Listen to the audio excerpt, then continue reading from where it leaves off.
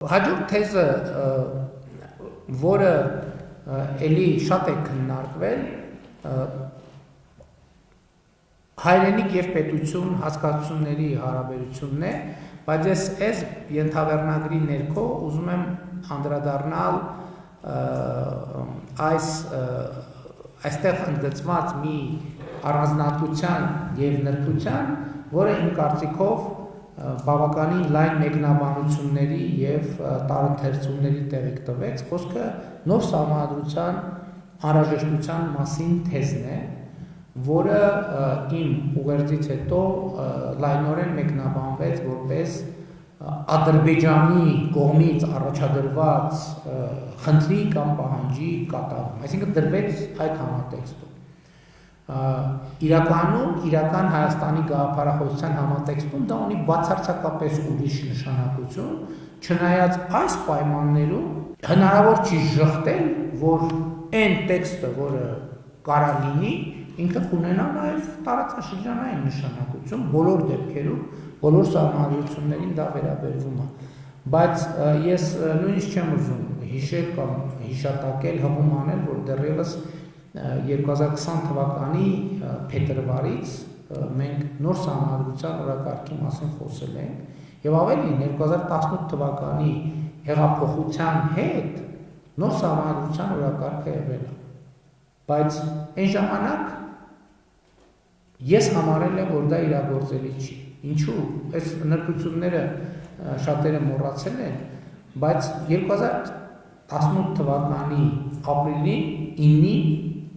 9-ին ուժի մեջ մտավ այն սահմանադրությունը, որը այսօր գործում է։ Եվ այսինքն ապրիլի 9-ին ուժի մեջ մտավ, գործնականում ապրիլի 22-ին և տեղի ունեցավ ըստ էության հեղափոխությունը, լավ, եթե ամբողջական անենք, ասենք մայիսի 8-ին։ Եվ այն ժամանակվանից կար նոր սահմանադրություն ընդունելու օրակարգը, ընդ որում նույն հիմնավորմամբ, չնայած հիմնավորումը հիմա ավելի հարստացել է և անտրամաբանական էր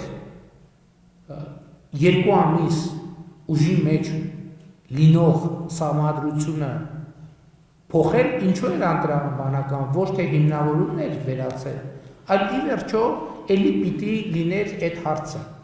Հիմա խորհրդարանական կառավարման համակարգ, թե կիսանախագահական կառավարման համակարգ, և այս հարցի պատասխանը շատ դժվար կլիներ տալ այն պայմաններում, երբ խորհրդարանական կառավարման համակարգը գործում է ընդամենը 1 ամիս, 2 ամիս, 3 ամիս։ Բայց սահմանադրության թեման, նոր սահմանադրության թեման շատ կարևոր է, մեկը այն հիմնավորմամբ, որը ես ինքս ինձ համար ունեի նաև 2018 թվականին, բայց մյուսը նաև վարչապետի պաշտոնում և կարգավիճակում լինելու բերումով նաև այդ ընկալումը և դիտանկյունը խորացել է։ Իսկ որն է այդ ընկալումը և դիտանկյունը, որ իմ ընկալումը հետևյալն է, որ սահմանադրությունը պետք է լինի քաղաքացիների պայմանավորվածությունը երկրում ապրելու և հարաբերվելու կանոնների մասին։ Այսինքն սահմանադրությունն ինչ է, որ մենք բոլորս, ընդ որում էական չի, կողմ ես քվեարկե, թե չէ, կարևորն է նա, որ քաղաքացիների մեծամասնությունը կողմ քվեարկած լինի։ Հենց այդ փաստով դա պայմանավորվածություն է քաղաքացիների մեջ, թե մենք ոնց ենք իրար հետ հարաբերվելու,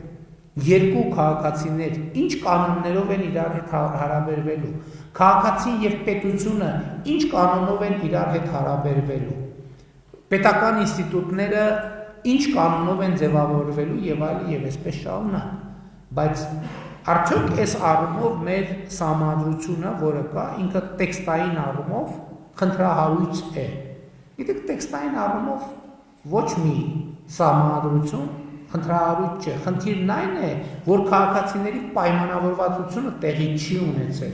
որովհետև սահմանադրության թե 1995 թվականի ընդունման, թե հետագա փոփոխությունների ժամանակ ըմբռնումը եղել է այն, որ իշխանությունը ընդունել է սահմանադրությունը, բայց միշտ այդ քվեարկության արդյունքները կասկածի տակ են եղել, այսինքն եղել է լեգիտիմ լեգիտիմ ըմբռնում, որ ժողովուրդը դրա օգտին չի քվեարկել։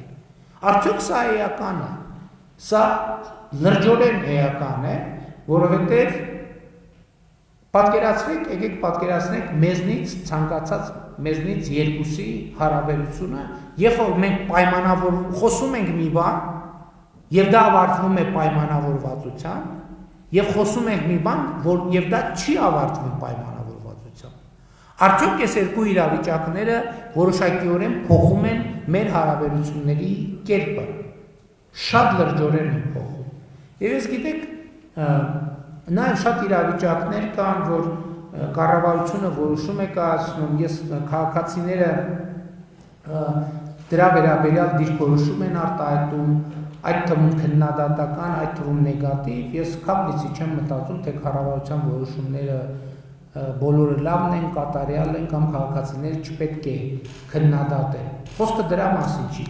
Երբեմն կան նյուանսներ, երբ իմ ըմբռնումը այն է, որ քաղաքացին հարազատություն չի զգում երկրում հաստատված իրավակարգի նկատմամբ։ Ինքը չի համարում, որ սա այն կանոնը, որով իրեն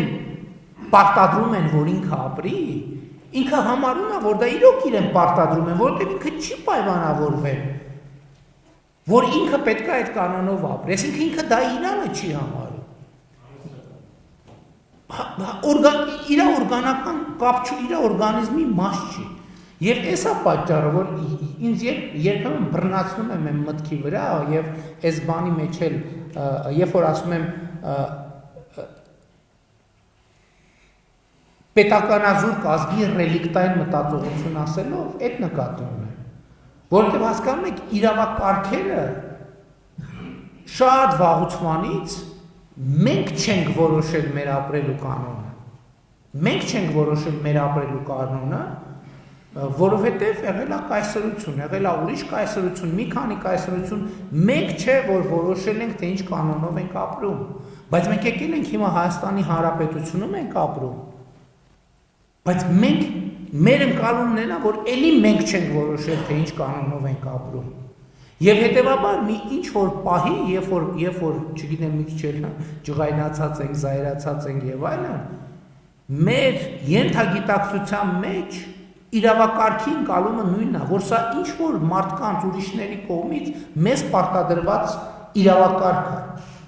Ընդ որում էլի եմ ասում, կարող են նույնը լինել օրենքներն էլ, կանոններն էլ, տուգանքներն էլ, հարցը դրա մասին չի։ Հարցը նրա մասին է, թե մարդը, քաղաքացին դա իր սեփականը համարում է, թե իր սեփականը չի համարում։ Ինքը համարում է դա իր օրգանիզմի, հանրային օրգանիզմի մաս, թե չի համարում։ Եվ հետևաբար ես անհրաժեշտ եմ համարում, որ քաղաքացին որևէ պայմանավորվածություն ձեռք բերի եւ դա ապրելու են կանոնը, որը կա, խոսքը իրավակարգի մասին է, օրենքների ծագումնաբանության եւ այլ համարի, որ ինքն է, որ որոշել է այն շրջանակը, որում այդ ամեն ինչը տեղի է ունենում։ Եվ Իվարկյան էլ դա է, իսկ ինչն էր խանգարում 18 թվականի երկու սահմանադրության օրինակ բերել Հանրաքվեով 15 հանրապետական ու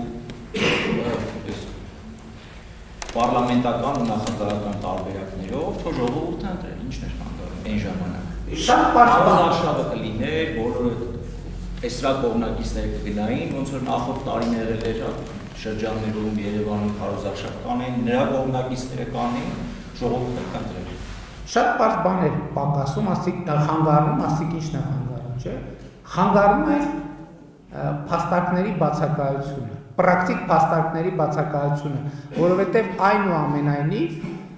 առաջնորդող ուժը, երբ որ հարց է դնում, չի կարող ասել, առաջնորդող ուժը չի կարող ասել, գիտեք ինչ ժողովուրդ, դե մի հատ սենց կա, մի հատ սենց կա։